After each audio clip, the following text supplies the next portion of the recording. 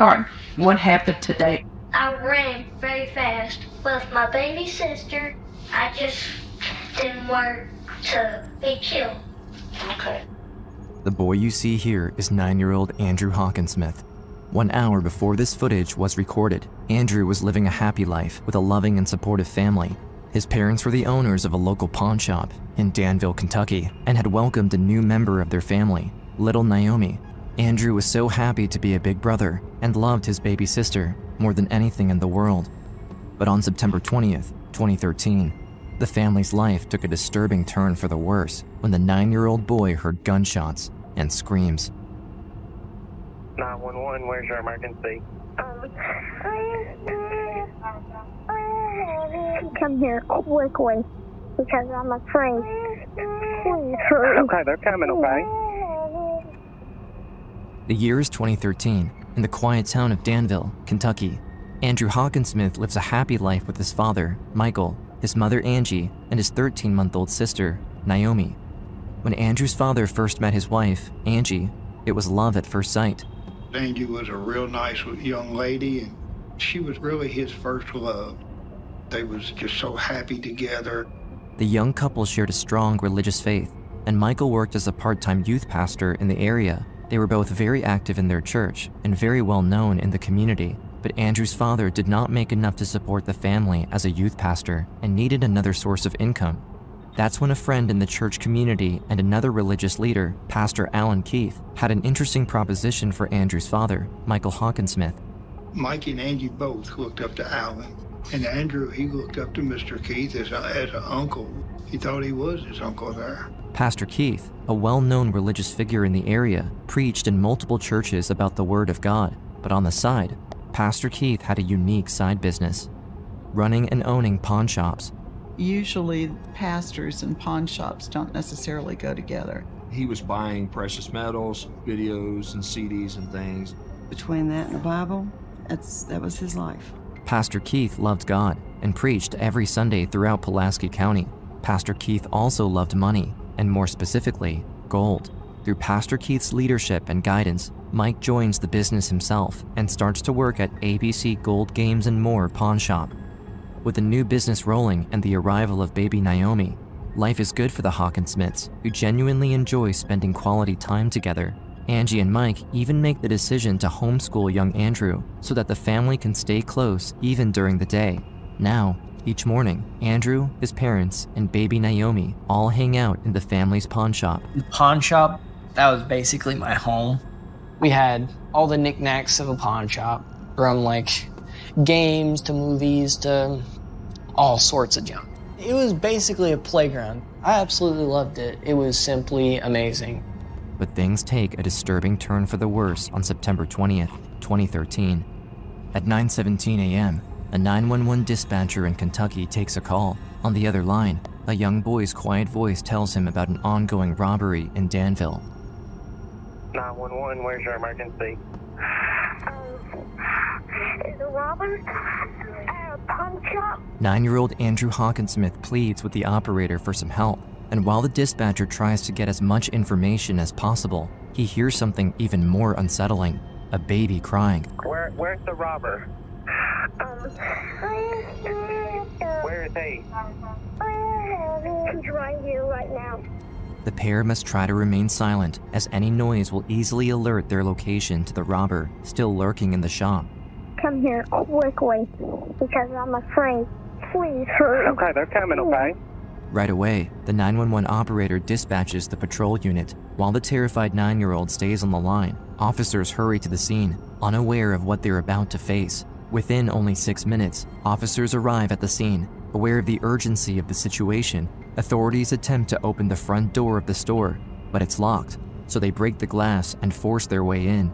As I made entry, all I was thinking about was, is the shooter still here? The first thing that I noticed was a huge smear of blood to my right in the lobby area of the store. I don't care how many times you've done it or seen it, there's nothing that truly prepares you for this.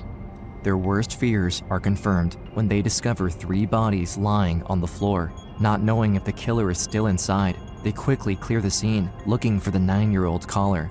Guided by the dispatcher, there's a sigh of relief when the officers find the 2 young children still hiding. Both of them are directly taken to the police station, terrified but physically unharmed. Back at the pawn shop, cops and detectives fill up the store, while a forensic scientist starts to examine the bodies. It's a difficult scene to analyze since the store is selling guns and ammunition, making it harder to identify what's a clue and what isn't. A first female body is lying near the register. A second one, a male victim, is on the other side of the counter. A trace of blood leads to the third victim, another male, in the back. One of the bodies had been moved to a location where if someone peered into the front door, they wouldn't be able to see that body. The victims had been shot multiple times, possibly after they were down. The only thing at that time that we could determine was that the spent casings appeared to be from a .22 caliber weapon. Andrew's paternal and maternal grandmothers, Charlene and Barbara, rush to the crime scene, wanting to make sure their family is safe and also understand what's happening. From a distance, they can see yellow tape behind the cop cars, and as they approach the pawn shop, more and more officers prevent them from going further. And the policeman would not let us up to the shop. They said, you cannot go in. Well, I just broke down at that point. I knew they were gone. And my heart just sunk. Just couldn't understand why. What had they done so bad that they deserved to die? Could not comprehend why anyone in their right mind would want to hurt either one of them. The first 2 victims at the front of the store are identified as Michael and Angie Hawkinsmith, owners of the store and loving parents of Andrew and Naomi. The third victim is 60-year-old Dan Smith, a regular customer of the Hawkinsmith who would routinely buy and sell gold in the area. At first glance, the scene looks like a burglary gone wrong. The Hawkinsmith store is indeed a pawn shop, therefore a target of choice for people wanting to steal valuables. However, a crucial piece of evidence doesn't make sense with this theory. Dan Smith's suitcase is open on the counter and is still full of money, as well as the register. Why wouldn't the robber take some money with him before fleeing? As I continued to process the scene, I discovered that over $1,000 from the cash register was still there. It hadn't been taken. Both Mike and Dan's wallets hadn't been taken. It made me start to think that the victims had been targeted for a reason other than robbery. Detectives are puzzled by the setting of the crime scene. If it wasn't a robbery, then what happened? Were any of them specifically targeted by the killer? We're like, what do we have here? That it was a hit. Was it on Dan Smith? Dan Smith was a gold buyer. He carries a briefcase with him with a large amount of cash. Dan Smith's wife was able to tell us that he would do a certain route on certain days of the week. So he goes to his bank, he gets the money, and then he had a lot of pawn shops that he went to. The investigators go to Lawson's Jewelers in Harrodsburg, a store on Dan's normal route, just 19 minutes away from the Hawkinsmith's pawn shop. He walks in with that same briefcase and then talks to the lady behind the counter and just appears very relaxed, laughing. Has no idea, obviously, where he's headed. I don't even think it was a full hour after this. Dan Smith was killed. There was nobody that appeared to be paying any particular attention to him. There was nothing that stood out. We really were kind of baffled at this point. Who was even the target? The detectives' initial strategy of focusing on Dan doesn't pay off. They have no suspects and no leads for any of the victims. The murderer is still on the loose, and both families are mourning. News of the murders reaches the town and surrounding cities, and everyone is shocked. Nothing like this ever happened in this small town. 2 young children are without their parents tonight after they were murdered inside their Danville, Kentucky pawn shop. That store is located just blocks from Center College. As Matt McCutcheon reports, one of the kids called 911 and shielded his sister from the violence. The town of Danville demands answers for these tragic murders. Even Pastor Alan Keith, the one who introduced the Hawkinsmiths into the pawn business, shares his sorrow on social media and pays tribute to the victims. No sleep at all. I am in shock right now over the loss of 3 great people. I also knew the third man. He was a business client and a good friend. We're now learning that the suspect in this case, apparently police say, made his way out of this garage door and then took off through the alley, never to be seen from again. If you have any information, call Danville Police at the number now on your screen. There's no time to lose for the police as the killer is still on the loose, but they still have no clear motive or even a specific suspect. At this point, Andrew could still be a target without the cops even knowing why. The young orphans are now being protected by authorities at the police station and will soon go under the care of their grandparents. Everyone in the quiet town is still baffled by who would want to harm both families and end the lives of these young children's parents. Officers struggle to figure out what their next step will be when a call comes in with a promising lead. I'd gotten on Facebook and noticed, homicides in Danville, Kentucky pawn shop. And immediately my heart sunk because I thought a friend of mine still owned that shop, Alan Keith. So that's when I called him. Immediately, as soon as I started talking to him, it was an odd conversation. Once Kenneth Allen's name was mentioned, we started looking, okay, who is this guy? He was involved in the pawn shop business. He had one in Somerset, Kentucky. And he was a pastor of a small town church in Pulaski County, Kentucky. He appeared to be loved by his local congregation. That was kind of a common denominator for everybody involved, as they were all heavily into the church, either as pastors, ministers, leaders, just in a church. Brother Harold, he said, I feel horrible because he said, I got Mike Hawkinsmith into the pawn business. The caller explains that one of his friends, Pastor Kenneth Allen Keith, had made suspicious comments about the case. When I called Alan, it kept getting weirder and weirder. Pastor Keith, who lives in Somerset, roughly 50 minutes away, just happened to be in Danville on the day of the murder. On September 20th, he drove 43 miles to get his wife's prescription in a local pharmacy where he wasn't a regular. I said, you were in Danville? He goes, yeah. He says, I was in Danville to pick up my wife's prescriptions. Alan's given us detailed, step-by-step description of where he was that day. Now I'm freaking out because I'm thinking, why are you telling me this? So pretty much Michael and Angela were innocent bystanders. And then he said they weren't innocent. They cost me a lot of money. The investigators keep digging into his life and go through Pastor Keith's finances. They soon learn that he had once been a full owner of the pawn shop, but because of debt and poor finances, he was forced to give up ownership to Mike and Angie Hawkinsmith. Kenneth felt cheated.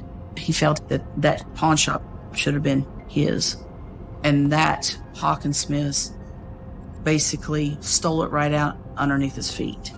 The motive is finally revealing itself, but there's a problem. Around the time of the crime, Pastor Keith was supposedly buying medicines for his wife. If his alibi was confirmed and he was seen on the video cameras, he could be ruled out completely from being the murderer. I was in Danville, but I was at the pharmacy. I'm standing in the pharmacy while all this happened. We immediately dispatched investigators to retrieve the video from the pharmacy where he alleged that he had picked up the prescriptions for his wife. If he was in there during the time of the shooting, then he wouldn't have been a suspect. And then, cops see Pastor Alan Keith on the security cameras of the pharmacy at 9:24 a.m., which is only 8 minutes after the time of the murders. It would be impossible for him to be at 2 places at the same time. Therefore, this alibi could completely rule out their prime suspect and potentially derail the whole investigation. However, there's only one person the cops can really trust who can give more insight as to what happened that morning. 9-year-old Andrew, the young survivor who called 911 the day of the murders. If Andrew can provide any evidence that Pastor Keith was indeed at the pawn shop and not at the pharmacy at the time of the murders, the case could finally be solvable. What happened today earlier before you and I met? Yes. Anyways. And that reminds me of the dead people.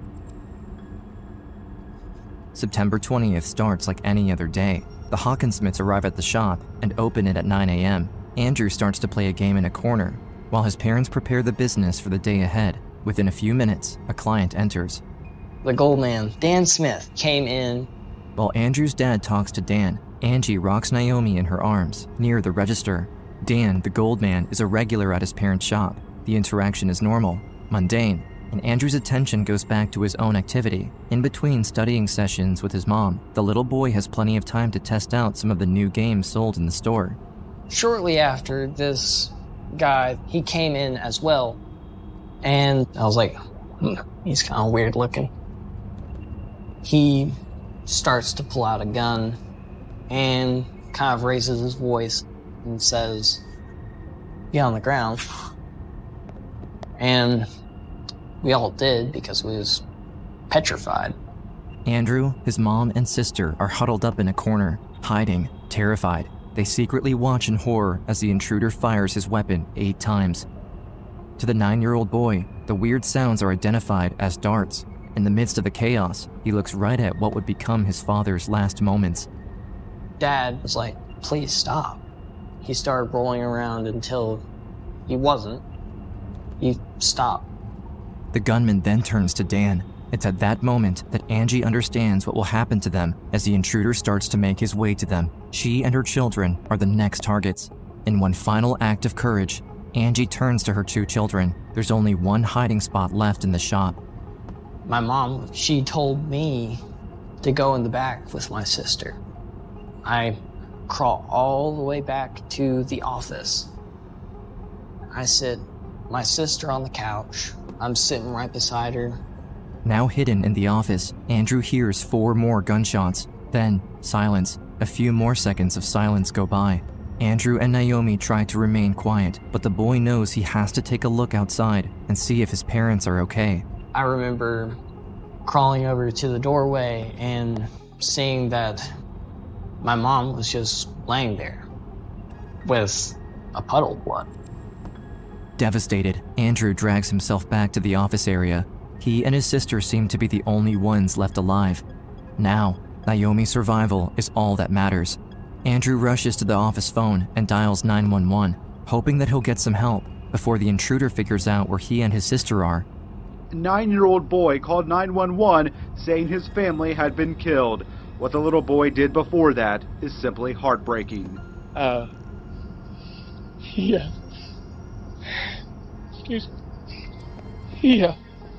grabbed his little sister up and he carried her in the office and he covered her with his body.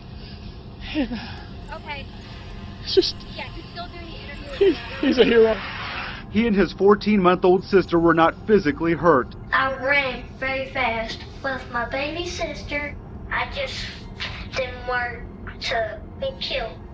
Thanks to Andrew's bravery, quick thinking, and recollection of the chain of events, Pastor Keith's alibi starts to crumble, and police can confidently build a case against him. Suddenly, all the clues that were collected right after the crime make perfect sense.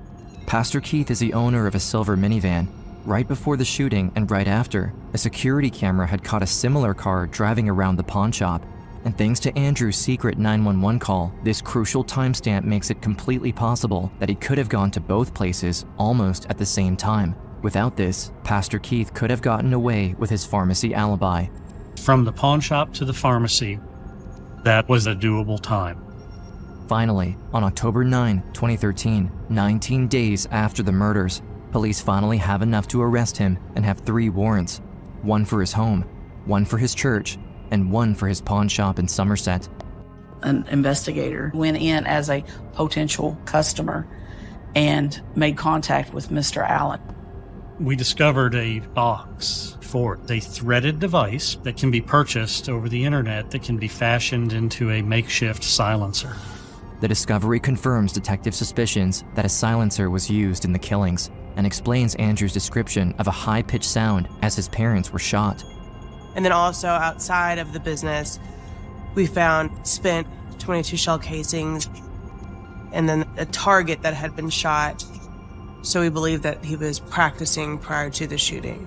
The 22 casings found in Kenneth Keith's pawn shop matched all the expended shell casings from the murder scene in Danville, Kentucky. They were shot from the identical weapon. Pastor Keith is arrested in his own pawn shop without incident. The Hawkinsmiths and Dan Smith's families are relieved. The man their loved ones once called a friend is behind bars. He had betrayed everything they stood for, but in the end, justice prevailed.